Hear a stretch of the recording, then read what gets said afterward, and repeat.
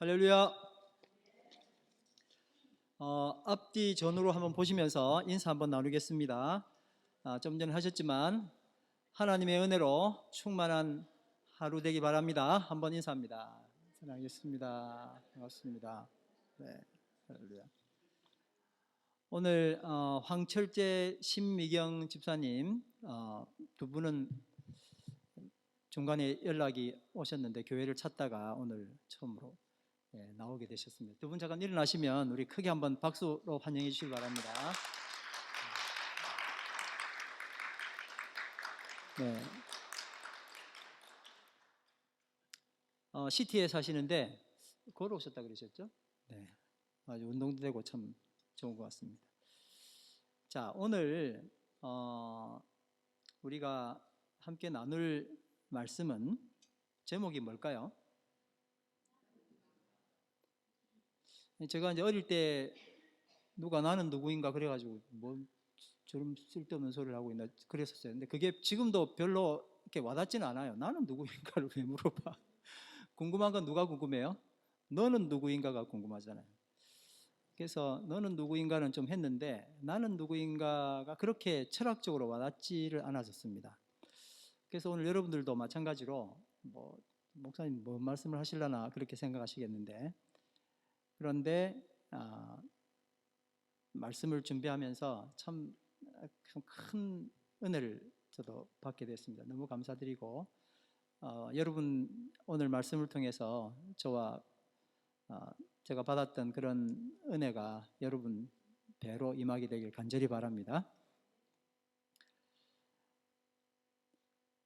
1000년 동안 전 유럽을 지배했던 교황의 절대 권력은 성직자들의 타락과 귀족화를 부추겼습니다. 성직자가 타락하면 안 되죠. 그리고 성직자가 권력이 생기면 안 되지 않습니까? 근데 그걸 1000년을 유지해 왔던 겁니다. 이들 종교 권력자들은 불만을 토로하는 사람들의 입을 틀어막는 수단으로 그냥 내가 잘못했어 그러면 될 일을 모든 것이 하나님께로부터 왔다 하며 하나님을 오용했습니다. 그래서 이른바 중세 암흑 시대를 유지해 왔습니다. 얼마 동안 유지했다고요? 1000년간. 대단한 권력이었죠. 절대적인 종교 권력자들 화형도 시키고 유배도 보내고 그리고 종교적으로 한번 낙인이 찍히면 살아남지를 못했었습니다. 엄청난 파워를 가지고 있었던 이런 사람들의 억압과 고통을 받던 중세 암흑기를 타파하며 르네상스라고 하는 시대를 민중들이 열게 되었습니다. 그래서 이 사람들은 무슨 불만을 갖고 있냐면 하나님 이러면 마취가 떨리는 거예요. 분명히 사람이 잘못했음에도 불구하고 하나님이란 말만 떨어지면 그걸 피하고 싶은 거예요. 그래서 하나님을 배제하고 세상을 해석하는 학문의 흐름을 바꾸어 놓았습니다. 그래서 그때부터 자연에 하나님 아닌 눈에 보이는 것이죠. 자연에 집중하는 과학과 사람에게 집중하는 인문학이 융성하게 되었습니다. 그러면서 이 조류는 인간의 모든 생활 영역에 막강한 영향을 미치게 되었습니다. 그래서 지금 포스트 모더니즘이 되었죠. 내 개인이 좋아야 좋은 거지 공동체도 필요 없다고 할 만큼 너무 개인주의화된 이유는 모두 다 이 여파였던 겁니다. 1000년의 지배 이후에 인류는 하나님과 관계없는 생활을 하는 것을 좋아하게 된 것입니다.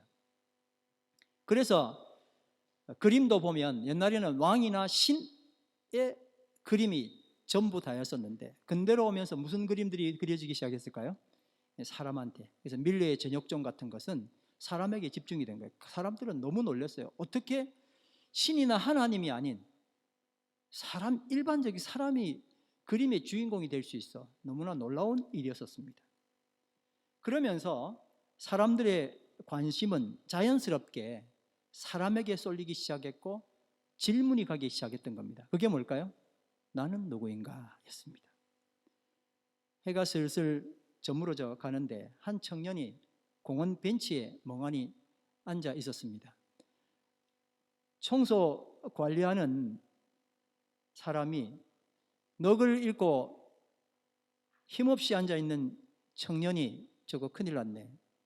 쟤 어디서 왔어? 쟤 누구야? 갈 데가 있나? 이런 생각을 하다가 하도 움직이질 않으니까 가서 물었습니다. 여보세요, 젊은이. 당신 누구요? 우리 보통 그렇게 물어보잖아요. 당신 누구요? 젊은이가 뭐라고 대답했을까요? 내가 누군지 몰라서 앉아 있습니다. 그런 거예요. 한 번도 우리는 당신 누구요? 그러면 나는 뭐 이러고 갑자기 자기 사는 데를 이야기하지, 내가 누군지를 누가 정확하게 이야기합니까? 관리인이 다시 물었습니다. 당신 집이 어디예요? 이 젊은이는 또 대답했습니다. 제가 그걸 잘 몰라서 생각하고 있는 중이에요. 당신 어디서 왔어요? 나 어디서 왔는지를 모르겠다는 거예요. 관리인이 더 강경한 어조로 물었습니다. 계속 여기 있을 거예요? 어디 갈 거예요? 어디 갈 데는 없어요? 우리도 그렇게 질문하죠. 도대체 갈 데가 어디 없냐고요?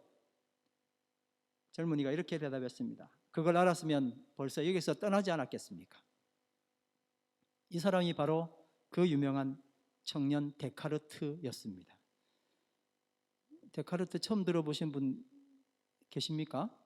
예, 이분이 바로 근대 철학의 아버지가 되었습니다. 나는 누구인가? 나는 어디서 왔는가? 나는 어디로 가는가? 한 번도 생각 안 해보셨다면 오늘 한번 생각해 보시기 바랍니다. 나는 누구인가? 나 누구지? 나는 어디서 왔어? 겨우 말할 수 있는 것이 집이겠죠. 어디로 갈 거야? 집에 가야 되는데. 이 질문이 아닌 너 근본적인 질문하는 거. 넌 누구야? 너 어디서부터 왔어? 어디로 갈 거야? 너무 뻔한 질문을, 너무 뻔한 일상을 조금 비틀면 뭐가 될 수 있어요? 아버지가 될 수 있어요. 근데 철학의 아버지.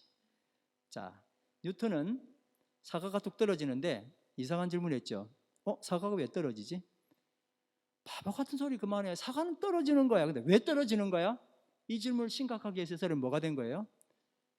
유명한, 정말 이 세상을 바꾸는 과학자가 된 거 아닙니까?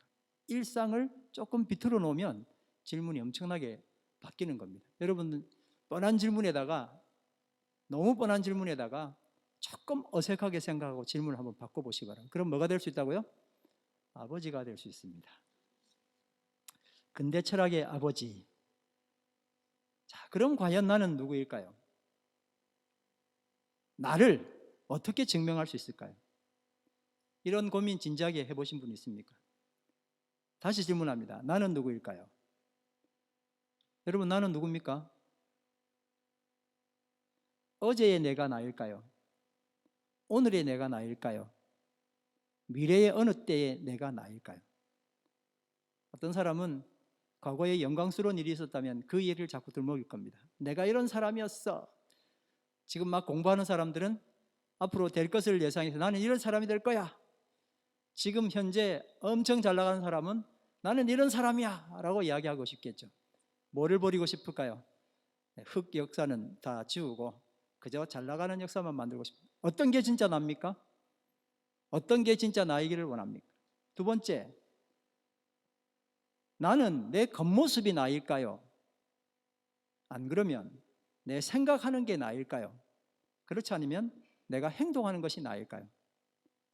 목사님 만든 질문이 아니고 철학자들이 했던 질문이에요. 이 고민을 많이 하시는 철학자들이 이 질문을 한 거예요. 도대체 나라는 것은 어떻게 규정할 수 있느냐는 거예요. 더 중요한 질문이 있습니다. 남이 나를 보는 게 나일까요? 내가 나를 보는 게 나일까요? 두 분끼리 짝지어서 한번 물어보십시오.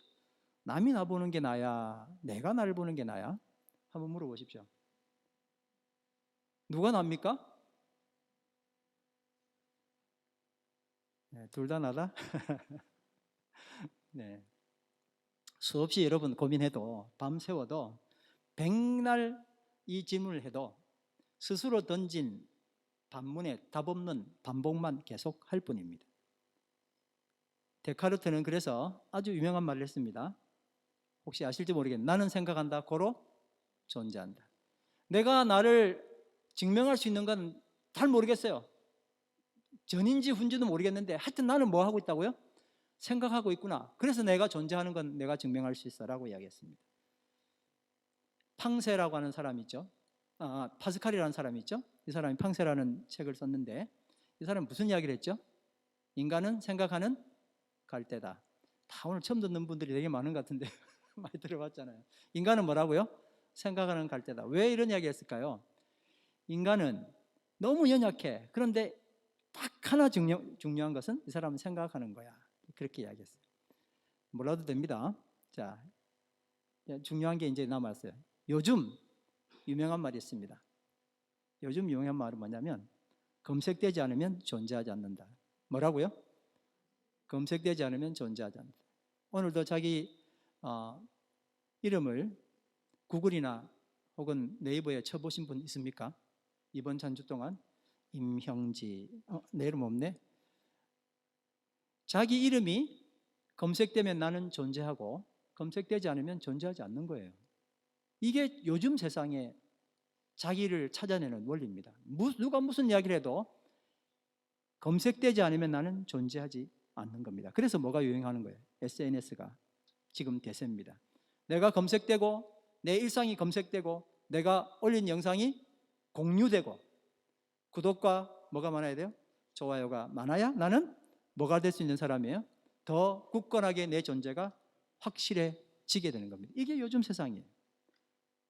그런데 반면에 나는 이렇게 두 눈 뜨고 살아있는데 내가 만약 검색되지 않으면 나는 존재하는 사람이 아닙니다. 나는 살아있는데요? 그럼 나는 존재하는 사람이 아니에요. 우린 지금 이런 세상에 살고 있습니다. 이와 같은 이유로 내 의사와 관계없이, 내 의도와 관계없이, 내 행동과 관계없이 외부에 의해서, 남에 의해서 내가 평가되고 있다는 겁니다. 정말 고통스러운 일이 아닐 수 없습니다. 수십 통의 카톡을 읽으면서 나 역시 다른 사람을 판단합니다. 이 사람 이런 글을 썼네. 나는 그 사람의 언제 것을 보고 그를 판단한 걸까요? 어제의 그 사람일까요? 오늘의 그 사람일까요? 앞으로의 그 사람일까요? 그냥 내 판단이 어디 서 있잖아요. 이런 사람이야. 그 사람 하면 딱 떠오르는 그 사람에 대한 평가가 있잖아요. 나는 그 사람의 겉모습을 보고 그의 생각을 보고 그의 행동을 보고 그 사람을 판단합니까? 그렇다면 그 판단 기준은 도대체 뭐였을까요? 무엇으로 그 사람은 그럴 거야 우리는 생각하고 있었습니까? 이런 부조화가 난무함에도 지금껏 나는 다른 사람의 평판으로 내 희로애락이 결정되었다는 것, 너무 충격적이지 않습니까? 나는 나라는 사람은 따로 있는데도 불구하고 누군가가 나에 대해서 평가한 그 평가 때문에 내 희로애락이 결정된다는 건 너무나 답답한 일 아닙니까? 중세 암흑기 문제를 타락한 성직자들에게 묻고 대신 하나님의 다스림을 인정하고 하나님 말씀으로 돌아간다면 우리는 내가 누구인가라는 이 문제를 풀어나갈 수 있습니다. 종교개혁자 존 칼뱅은 기독교 강요라는 엄청난 분량의 그리고 이 세기를 뛰어넘는 책을 썼습니다. 거기 첫 장에 이렇게 기록되어 있습니다. 한번 따라 하실까요? 하나님을 아는 지식과 내 자신을 아는 지식은 동일하다. 무슨 이야기일까요? 카빈의 말처럼 내가 하나님을 알면 알수록 나는 나를 더 잘 알 수 있다. 그런 뜻입니다. 나는 누구인가? 그 끝 모를 질문은 하나님을 만나면서 종결됩니다. 하나님은 나를 지으신 분이시고 나를 나보다 더 잘 아시는 분이시기 때문에 그렇습니다. 아멘. 나는 하나님의 형상과 모양대로 지음받았습니다. 생각할수록 놀라운 일입니다. 창세기 1장 27절 말씀 다 같이 읽습니다. 하나님이 자기 형상 곧 하나님의 형상대로 사람을 창조하시되 남자와 여자를 창조하시고. 아멘. 우리가 우연히 태어난 것이 아니라 하나님이 계획하셔서 우리를 하나님의 형상과 모양대로 지음받게 해 주셨습니다. 하나님만이 나의 언제적 것을 나로 보실지, 어떤 부분에 나를 나로 보실지 결정하실 수 있습니다. 사람의 어떤 의도와 평가가 아니라 나를 지으신 하나님이 나를 규정할 수 있습니다. 그렇죠? 시편 139편 1절에서 6절 말씀 천천히 다 같이 읽겠습니다. 주님께서 나를 사사시 살펴보셨으니 나를 환히 알고 계십니다. 내가 앉아 있거나 서 있거나 주님께서는 다 아십니다. 멀리서도 내 생각을 다 알고 계십니다. 내가 길을 가거나 누워 있거나 주님께서는 다 살피고 계시니 내 모든 행실을 다 알고 계십니다. 내가 혀를 놀려 아무 말 하지 않아도 주님께서는 내가 하려는 말을 이미 다 알고 계십니다. 주님께서 나의 앞뒤를 두루 감싸주시고 내게 주님의 손을 얹어 주셨습니다. 이 깨달음이 내게는 너무 놀랍고 너무 높아서 내가 감히 측량할 수조차 없습니다. 제가 설교 준비하면서 이 말씀을 몇 번을 읽지 않았겠습니까? 읽을 때마다 참 그렇게 감동될 수가 없어요. 야, 처음에 이 말씀 읽었을 때는 이 정도까지는 안 와닿는데 어떻게 이런 말씀을 다 하셨을까? 생각할수록 하나님이 나를 아신다는 것이 너무나 감사한 거예요. 내가 홀로 길을 걸어가는 줄 알았는데 주님께서 내 길 걸어갈 걸 아셨다는 거예요. 내가 입을 우물쭈물하면서 진짜 하고 싶었던 이야기 있었는데 주께서 그 말하는 동기까지 다 아신다는 거예요. 시편 139편 13에서 16절까지 말씀 또 한번 읽어보겠습니다. 천천히 읽습니다. 시작. 주님께서 내 장기를 창조하시고 내 모태에서 나를 짜 맞추셨습니다. 내가 이렇게 빚어진 것이 오묘하고 주님께서 하신 일이 놀라워 이 모든 일로 내가 주님께 감사를 드립니다. 내 영혼은 이 사실을 너무도 잘 압니다. 은밀한 곳에서 나를 지으셨고 땅속 깊은 곳 같은 저 모태에서 나를 조립하셨으니 내 뼈 하나하나도 주님 앞에서는 숨길 수 없습니다. 나의 형질이 갖추어지기도 전부터 주님께서는 나를 보고 계셨으며 나에게 정하여진 날들이 아직 시작되기도 전에 이미 주님의 책에 다 기록이 되어 있습니다. 아멘. 그럴 수가 있나요? 내가 뭐 할 줄 어떻게 아세요? 아니, 하나님이시기 때문에 알아야죠. 당연하지 않습니까? 그렇지 않으면 하나님이 아니시죠. 하나님은 내 행동이 있기 이전부터 내 행동에 대해서 이미 다 주의 책에 기록을 다 했다는 겁니다. 따라합니다. 뜻이 하늘에서 이루어진 것 같이 땅에서도 이루어지이다. 아멘. 그래서 우리는 써놓은 책, 하나님이 이미 기록하신 그 일들을 지금 실행해 나가고 있는 중이라는 겁니다. 예레미야서 1장 5절 말씀 다 같이 읽습니다. 시작.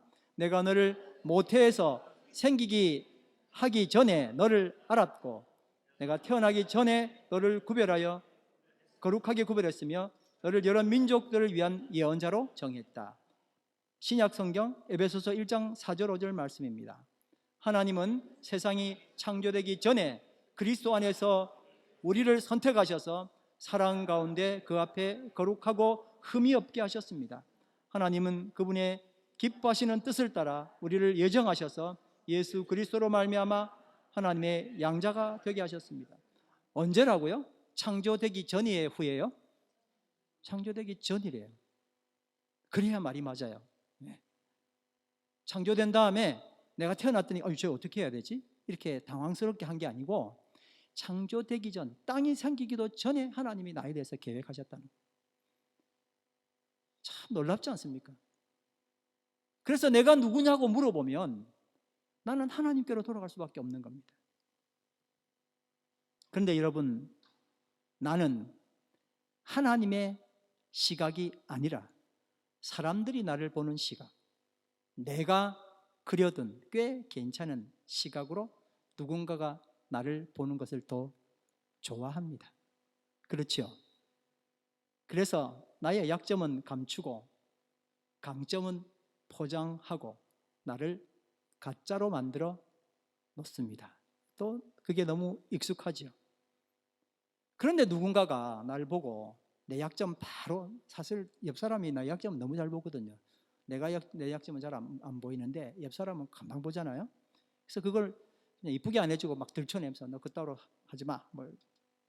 그리고 내가 부풀려 놓은 강점을 원상으로 끌어내리면 나는 그 사람이 저 사람이 바로 보네 하지 않고 그 사람을 뭐 하기 시작하죠?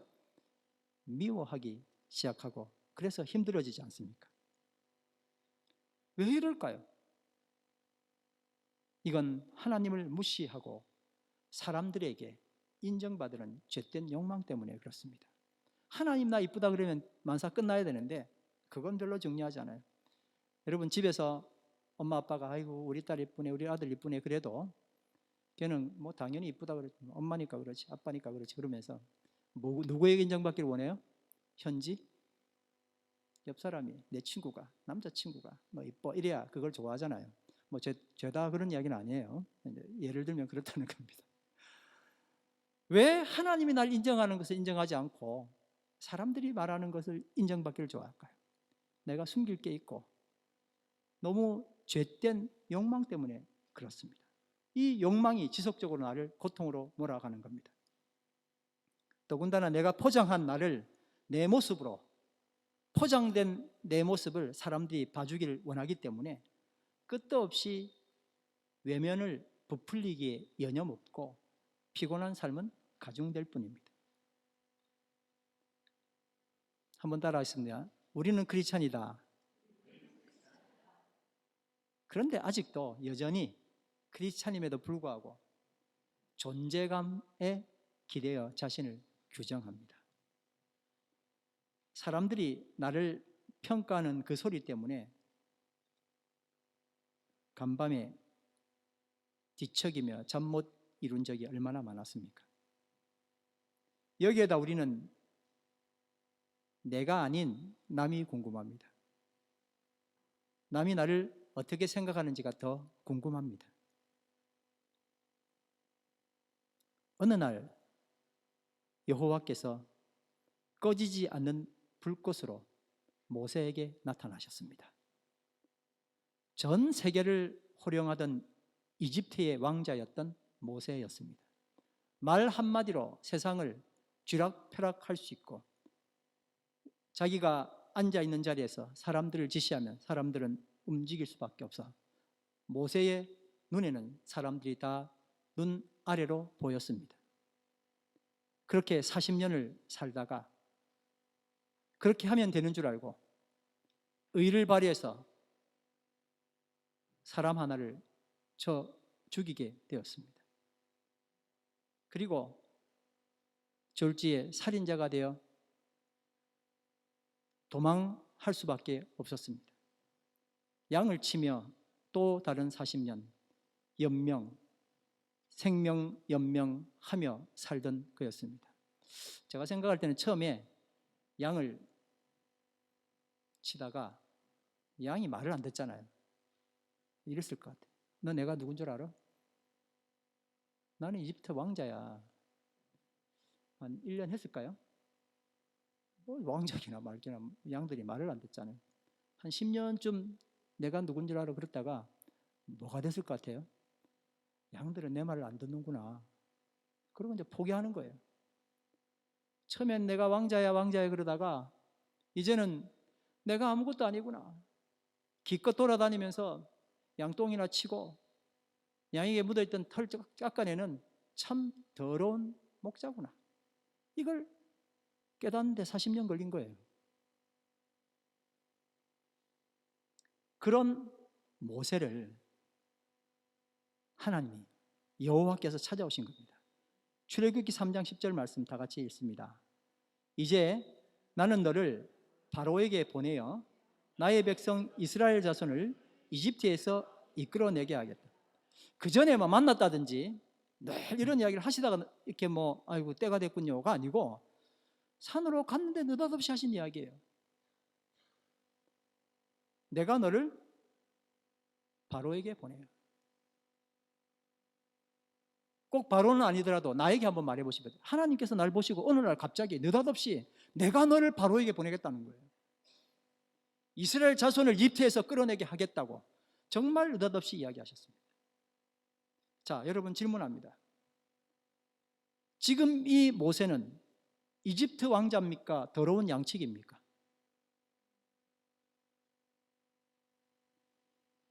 이것은 하나님 앞에 서면 아무런 의미가 없는 거예요. 내가 이집트 왕자였던 지금 더러운 양치기였던 하나님 앞에 서면 아무 의미가 없어요. 하나님이 이미 모세에게 약정하시고 생각하시고 책정하신 모세가 있기 때문에 그래요. 아멘. 그 모세가 지금 누구 앞에 서 있는 거예요? 하나님 앞에 서 있는 거예요. 그러니 양한테 내가 이집트 왕이야 왕자야, 나가 조금만 더 있었으면 이집트 왕 될 사람이야, 아무리 양에게 이야기해봐야 무슨 소용이 있었겠어요. 그러다가 실망해서 자존감 자괴감 다 느껴가며 나는 진짜 볼품없는 인간이었구나, 또 실망에 빠진 거예요. 누가 모세입니까? 왕자가 모세입니까? 더러운 양치기가 모세입니까? 하나님은 그것과 아무런 관계가 없었어요. 너는 내가 지정한 모세다. 나는 너를 언제부터? 창세전부터 이집트에 이 이스라엘 백성들을 끌어내가는 사람으로 나는 너를 이미 지정하였다라고 하나님은 처음부터 보신 거예요. 그리고 때를 기다렸던 겁니다. 아멘. 하나님 앞에 서면 이집트 왕자였던 더러운 양치기였던 아무런 의미가 없습니다. 하나님 앞에 서 있는 모세가 모세이지 사람 앞에 있었던 모세는 어떤 미사 요구를 사용해도 그건 진짜 모세가 아니었던 겁니다. 이제 드디어 그 위대한 질문, Who am I? 나는 누굽니까? 라는 말씀이 11절에 나옵니다. 다 같이 읽습니다. 시작. 모세가 하나님께 아뢰었다. 제가 무엇이라고? 이게 뭐예요? Who am I? 감히 바로에게 가서 이스라엘 자손을 이집트에서 이끌어내겠습니까? 바닥 자존심 바닥, 존재감 바닥인 이 모세가, 감히 주님 앞에 서 있는 이 모세가 하는 소리가 내가 감히 이집트 왕에게 어떻게 서겠습니까? 이러는 거예요.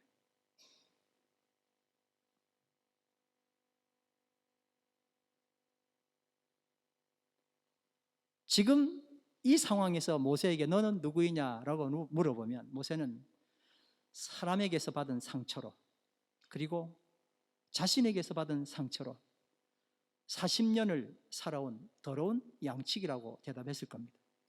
존재감 없고 자존감 땅바닥으로 떨어진 모세는 이렇게 저는 못 갑니다 라고 말한 걸 통틀어 4번 이야기합니다. 나는 아닙니다. 그건 진짜라는 거예요. 슬쩍 피해본 게 아니라 정말 저는 아닙니다.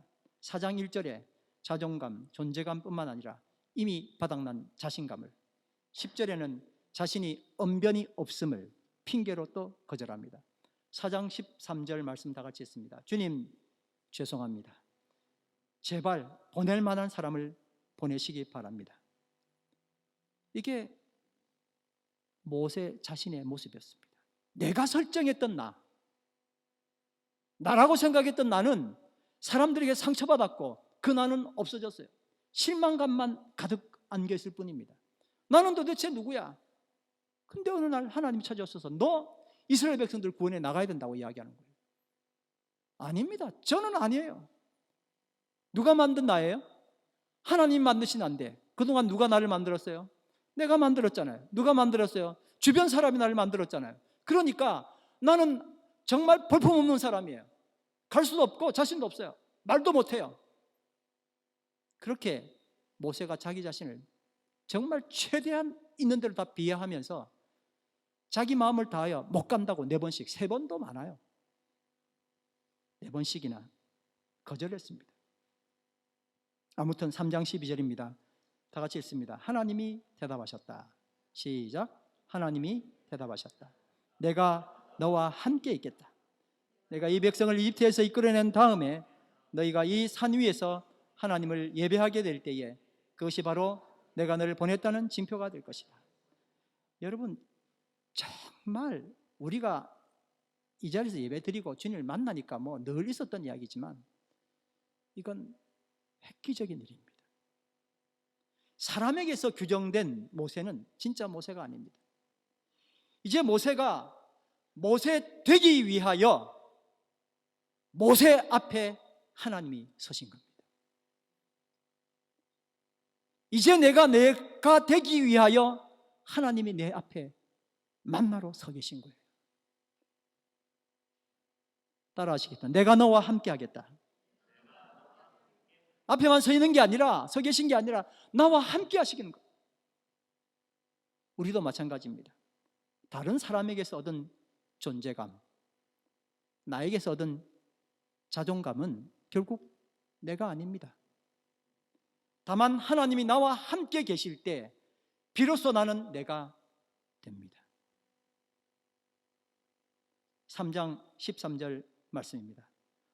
다 같이 읽습니다. 모세가 하나님께 아뢰었다. 제가 이스라엘 자손에게 가서 너희 조상의 하나님께서 나를 너희에게 보내셨다고 말하면 저들이 그의 이름이 뭐냐고 물을 터인데 내가 그들에게 무엇이라 대답해야 합니까? 이 질문도 중요한데 모세 속에 있었던 것은 유일하게 나를 규정하실 수 있는 하나님, 당신이 누구시에요? 하고 물어본 거예요. 우리가 물어보고 싶었던 그 질문을 모세가 한 거예요. 날 찾아오셔서 나를 보내시는 그분이 도대체 당신은 당신을 뭐라고 규정하십니까? 라고 물어보는 거예요. 누구세요? 이스라엘 백성들이 누구냐고 물어보는 것, 그건 핑계고 나도 궁금한 거예요. 당신 누구십니까? 하나님이 이 질문을 받았어요. 하나님, 당신 누구세요? 정말 위대한 대답이 여기서 나오는 거예요. 14절 말씀 다 같이 읽습니다. 시작. 하나님이 모세에게 대답하셨다. 나는 곧 나다. 너는 이스라엘 자손에게 이르기를 나라고 하는 분이 너를 그들에게 보냈다고 해요. 이 세상에 어느 누가 나는 나다라고 말할 수 있겠어요? 자기 자신을 규정할 수 있는 사람이 없어요. 그러나 하나님은 자기 자신을 스스로 규정할 수 있었습니다. 하나님은 나는 나다 라고 말씀하셨어요. 진짜 대단하죠. 우리가 이 하나님을 믿는 거예요. 누구도 할 수 없지만 하나님은 자기 자신을 나는 나야, 나 위에는 설명할 길이 없어요. 하나님 자신은 내가 하나님이야, 나는 나야 라고 말할 때 비로소 하나님 되시는 거잖아요. I am that I am을 히브리어잖아요. 구약 성경이 히브리어로 되어 있으니까 이걸 헬라어로 만들어 놓은 70인역이 있는데 나는 나다라는 말을 헬라어 성경에는 뭐라고 해야 되냐면 에고 에임이라고 되어 있습니다. 한번 따라서 에고 에임이. 이건 여러분 많이 들어보셨죠? 요한복음에 예수님께서 자기 자신을 나타나실 때 나는 나다, 나는 선한 목자다 하실 때 에고 에임이 선한 목자, 그렇죠? 나는 양의 문이다 때도 에고 에임이 하셨죠. 7번 에고 에임이를 쓰셨잖아요, 그죠? 구약에 나타난 나는 나다라고 말씀하셨던 하나님이, 여호와 하나님께서 신약에는 누구세요? 예수님 자신이었어요. 그래서 나는 나다라고 자신을 규정하신 그리스도 예수께서 인간을 규정하시면 인간은 비로소 내가 누구인지 규정되는 것입니다. 4장 11절 말씀에 이렇게 기록되어 있습니다. 출애굽기 4장 11절 다 같이 읽습니다. 시작. 주님께서 그에게 말씀하셨다. 누가 사람의 입을 지었느냐? 누가 말 못하는 일을 만들고 듣지 못하는 일을 만들며 누가 앞을 볼 수 없는 사람이 되게 하거나 앞 못 보는 사람이 되게 하겠느냐? 바로 나 주가 아니더냐? 모세가 또 핑계 댔잖아요. 나 말 못합니다. 그랬더니 주님께서 하신 말씀이에요. 누가 사람의 입을 지었냐? 누가 말 못한 일을 만들었고, 누가 듣지 못하는 일을 만들었고, 앞을 보지 못하는 사람을 누가 만들었냐? 누구라고요? 바로 나다. 여러분, 못난 사람도 잘난 사람도 사람이 말했을 뿐이지 따로 없습니다. 하나님께서 하나님의 목적을 가지시고 나를 지으셨습니다. 한번 따라하겠습니다. 하나님께서 하나님의 목적을 가지시고 나를 지으셨다. 아멘. 그 목적만 말하면 되는 거예요. 사람의 기준됨은 하나님께 있습니다. 사람의 기준이 어디에 있다고요? 하나님께 있습니다. 예수님을 만나기 전에 바울은 원래 사울이었습니다. 여러분, 우리가 잘 아는 사도 바울 아시죠? 원래 이름이 뭐였다고요? 사울이었습니다. 그 의미는 큰 자였습니다. 부와 명예, 권력, 로마 시민권, 최고의 학식, 모든 걸 다 갖춘 사람이었어요. 스스로 생각해도 엄청 큰 자였죠. 이거 스펙 따라갈 사람 별로 없습니다. 뭐 있겠지만은 별로 없습니다. 그래서 자기는 스스로 생각해도 누구예요? 큰 자였어요. 근데 누굴 만났습니까? 하나님 만났어요. 만나고 난 다음에 사울이 자기 이름을 바꿨어요. 뭐로 바꿨습니까? 바울로. 바울의 이름의 뜻은 뭐죠? 작은 자. 사도 바울이 이렇게 말한다는 이유가 있었습니다. 왜 예수께서 나를 위해 저주의 십자가를 지셔야만 했는지, 그걸 묵상하면서 자신의 리얼한 모습을 직시했기 때문입니다. 여러분, 예수님이 내 죄를 대신해서 죽으셨다면 그냥 정말 단순한 죽음도 하실 수 있어요. 근데 왜 십자가의 죽음이냐고요? 바울이 그걸 묵상해 본 거예요. 왜 예수께서는 내 죄를 위하여 죽으셨다 그러는데 그렇게 모진 고통을 당하셨냐는 거예요. 지난주에 말씀드렸던 것처럼 이 세상에 나 혼자 있다 할지라도 주님은 어떻게 하셔야 돼요? 오셔야 되는 거예요. 그리고 그 고난을 당하셨을 건데, 그래 널 위해서 내가 대신 죽을게 이렇게 해서 돌아가신 게 아니고 내 죄가 얼마나 심각했으면 그렇게 힘들게 돌아가셨냐는 거예요. 왜 그런 고난을 다 당하셨냐는 거예요. 알고 봤더니 내가 좀 꽤나 괜찮은 사람인 게 아니고 너무 보잘것없고 너무 부족한 사람이라는 걸 바울이 발견한 거예요. 저주의 십자가는, 여러분, 저주의 십자가는 하나님이 저주하신 거예요. 저건 아니야. 십자가에 달린 것 자체가 너무나 저주였었어요. 근데 그 저주의 십자가를 예수님이 지신 이유가 예수님 때문이 아니잖아요. 누구 때문이에요? 나 때문이거든요. 내 죄가 그렇게 더럽더라니까요. 갈라디아서 3장 13절 말씀 다 같이 읽습니다. 시작. 그리스도께서 우리를 위하여 저주를 받은 사람이 되심으로써 우리를 율법의 저주에서 속량해 주셨습니다. 기록된 바 나무에 달린 자는 모두 저주를 받은 자이다 하셨기 때문입니다. 말씀은 단순하지만 내가 이런 인간이구나 바울이 깨닫게 된 거예요. 신명기 21장 23절에 보니까 나무에 달린 사람은 하나님께 저주를 받은 사람이다 그렇게 써 있습니다. 바울은 예수님을 만나고 적나라한 자기 자신을 만난 후에 누굴 먼저 만났어요? 예수님을 만나고 그 다음에 누굴 만났어요? 나의 원래 모습을 본 거예요. 죄된 모습을 본 겁니다. 그리고 이렇게 자기 자신을 규정했습니다. 오늘 우리 숙제입니다. 넌 누구냐라고 물어보면 내 과거에 하려했던 나, 좀 괜찮은 나, 누군가가 나에게 좋게 말했던 나가 아니라 사도 바울이 고백했던 것 한번 따라 하실까요? 나는 그리스도 예수의 종이다. 로마서 1장 1절 말씀입니다. 넌 누구냐라고 물어보면 나는 그리스도 예수의 종이다. 사도 바울은 그렇게 고백했습니다. 다 같이 했습니다. 그리스도 예수의 종인 나 바울은 부르심을 받아 사도가 되었습니다. 나는 하나님의 복음을 전하기 위하여 따로 세우심을 받았습니다. 이 한마디에 너는 어디서부터 왔니? 주님께서 부르셔서 왔어. 어디로 갈 거니? 주의 복음을 전하러 갈 거야.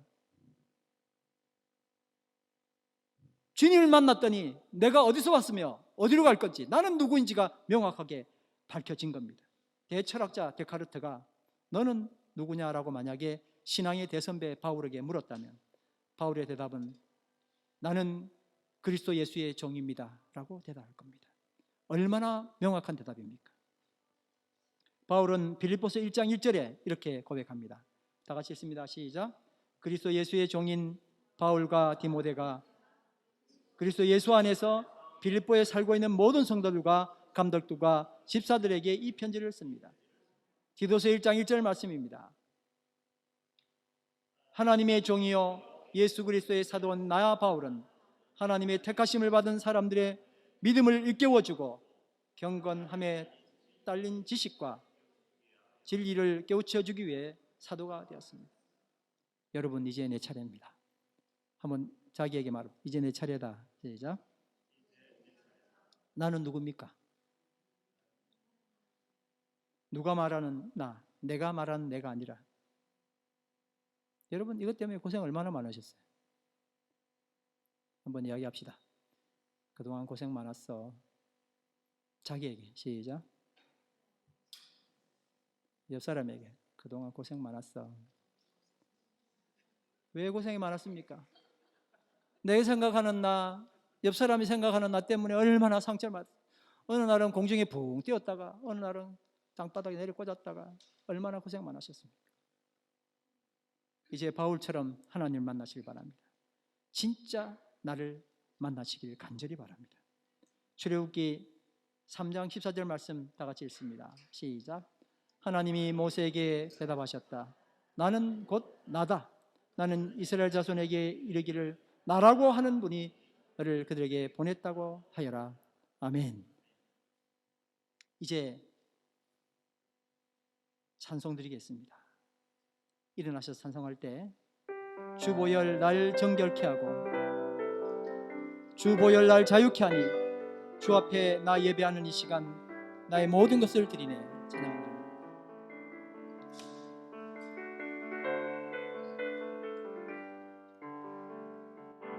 주보혈 날 정결케 하고 주보혈 날 자유케 하니 주 앞에 나 예배하는 이 시간 나의 모든 것을 주께 드리네. 주의 손 날 위에 지키셨고 주의 발 날 위에 박히셨으니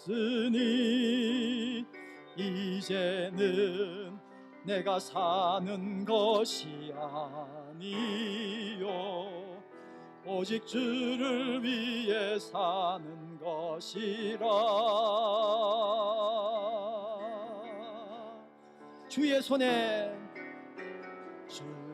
손에 나의 손을 포개고 또 주의 발에 나의 발을 포개어 나 주와 함께 죽고 또 주와 함께 살리라. 영원토록 주 위에 살리라. 주의 손에 나의 손을 포개고 또 주의 발에 나의 발을 포개어 나 주와 함께 죽고 또 주와 함께 살리라. 영원토록 주 위에 살리라.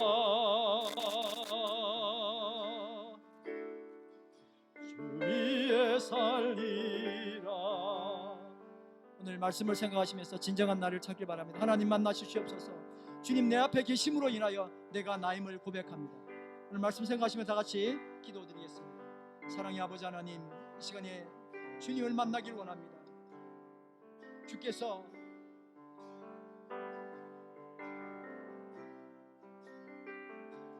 타는 떨기나무 가운데 모세를 만나 주신 것처럼 절망감과 자괴감과 내가 누구인지 알지도 못하는 고통 가운데 있었던 모세가 주님을 만남으로 내 자신이 무엇인지 회복되고 주님 앞에 감사의 찬양을 드리며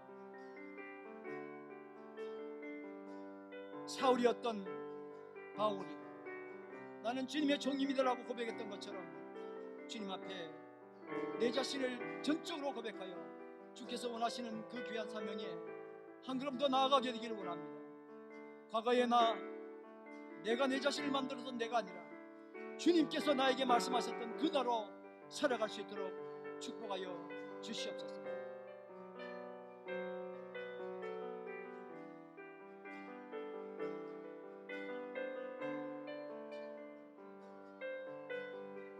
나 주와 함께 죽고 주와 함께 살리라. 영원토록 주 위에 살리라. 주의 손에 나의 손을 포개고 주의 손에 나의 손을 포개고 주의 발에 나의 발을 포개어 나 주와 함께 죽고 주와 함께 살리라. 영원토록 주 위에 살리라. 주 위에 살리라. 주 위에 살리라. 철없는 아이들처럼 의미보다는 재미로 살아온 지난 날들을 되돌아봅니다. 어쩌면 내 이름 내야 의미 있고 내 이름 없이 세상 살아가면 바보라는 소리 들으며 살았기 때문에 그런 줄 알았습니다.